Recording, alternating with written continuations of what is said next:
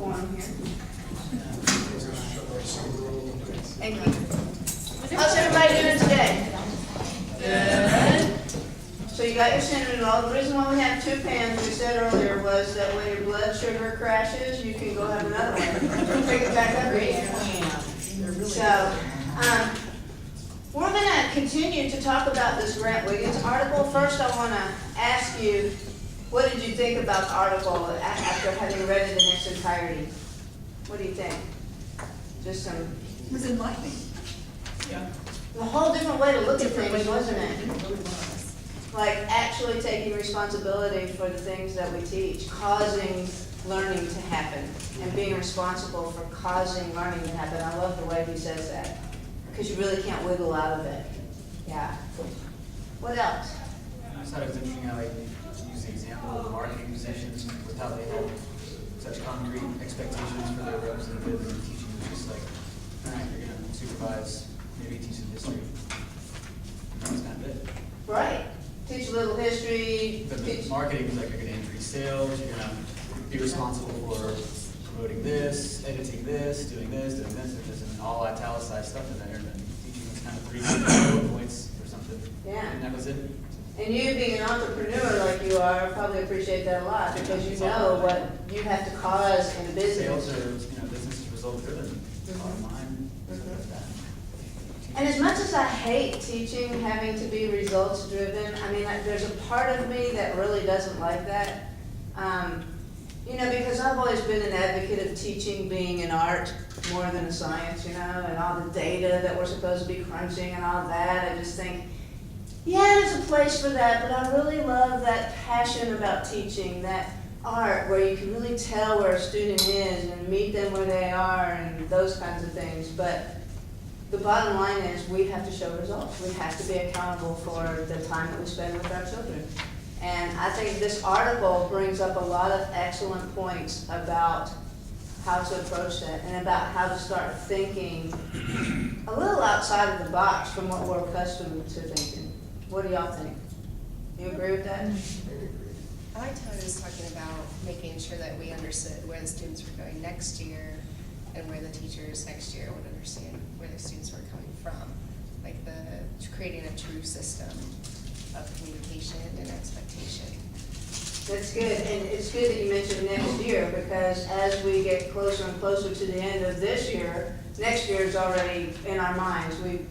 We're good teachers when we think about, what did I do wrong this year? What could I have improved upon this year? And we're already starting to think about next year, right? And how could I start my classroom off differently? Those kinds of things. So I thought this was kind of a perfect time to get into an article like this, so that we could really capture the essence of, where we want to go for the next year and the year after that and the year after that.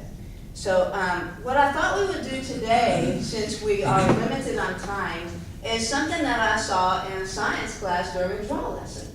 And I thought, I'm going to steal that and try it with you guys. But it was really very creative, and it was something that promoted a lot of really cool dialogue with the students. So I hope that it does that with y'all. And what it'll involve is dividing into groups of 3. And so you can just grab the people that are sitting next to you, because there's 9 of us here today. Well, 10, sorry, you're way over there. One of you will be in a group of 4, okay. And then what we're gonna do is, what I'd like for you to do is, where we left off was on page 16 of this. And we really covered the beginning parts of causing successful learning. We talked about causing great interest, so that, the problem with kids always complaining that they're bored. I mean, I think there's some validity to that we need to pay attention to. And my first response to students when they say they're bored is always something like, oh, well, if you're bored, that means you're boring, and that kind of thing, and I put it back on them.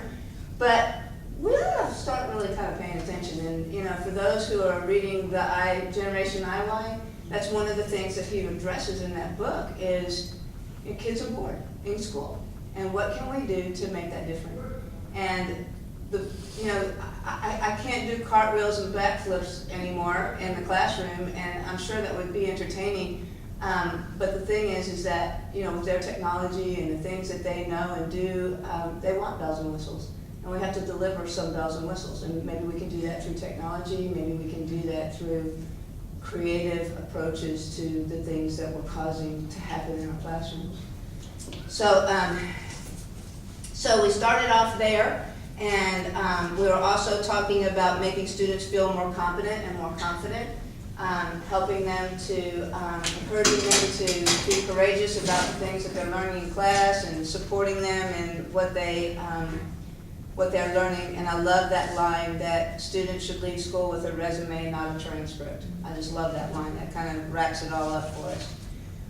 And then, so that leads us to, on page 16, in the middle of page 16, it talks about real versus apparent learning goals, and I think that was what Kevin was referring to. So we're going to start there, and we're going to carry it through to the end of the article. And what I'd like to do is, in your groups, now I have another person, so how many do we have now? 11. So I guess we'll do one group of 3 and 2 fours, okay? And what I'm going to do is, I'm going to give you, your group, some sticky notes. And what you're going to do is quietly or collaboratively, however you want to do it, you're going to start listing ideas that you can pull from the middle of page 16 to the end of the article that really speak to you. Maybe you highlighted some things, maybe you used some of your thinking notes in your article, and maybe you can add some of those. I'd like for you to get maybe 10 items down on sticky notes, each person 10 items on sticky note, okay? So in your groups, if you're a group of 3, you're gonna have 30 sticky notes by the time you're done, okay? All right, so I'm gonna give some sticky notes to everybody. And maybe, I hope I brought enough. Okay, and Richard, will you come over and join the group? I'll just give you a bunch of sticky notes.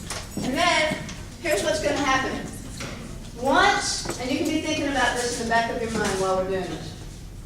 Once you've completed your sticky note taking, what I'm going to do is give each group a crosshatch piece of flip chart paper. And what you're going to do is you're going to categorize your notes. So you're going to work together to figure out 4 different categories for your notes, and you're going to work together by sharing your notes with each other about how to come up with the categories and where to place each of your notes. So that means you'll be sharing each other's notes with one another, and together you're going to figure out where to put that in your graphic here. So I will give each of you a piece of flip chart paper, and let's go ahead and get started with that. And if you need to get another cinnamon roll, please do, because that gives lots of brain stimulation. All right, are you going to move down here? With us, what are you going to do? Figure out what they know. Are you being shy, Richard?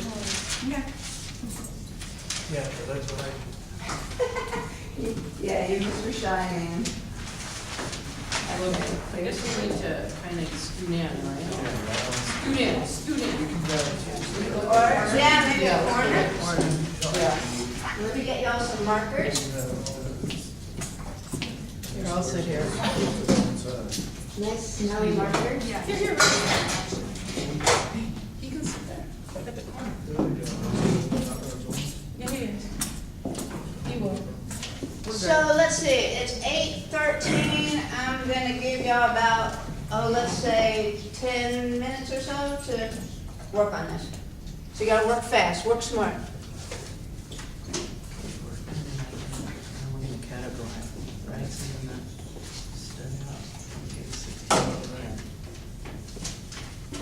You guys have sticky notes?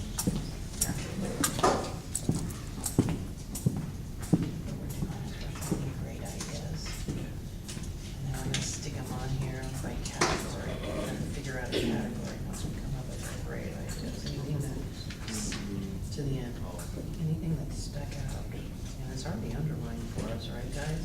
A lot of stuff is. Yeah. You wanna do it together rather than different? So we don't do the same thing? This is, Oh, that's a good idea, different sections.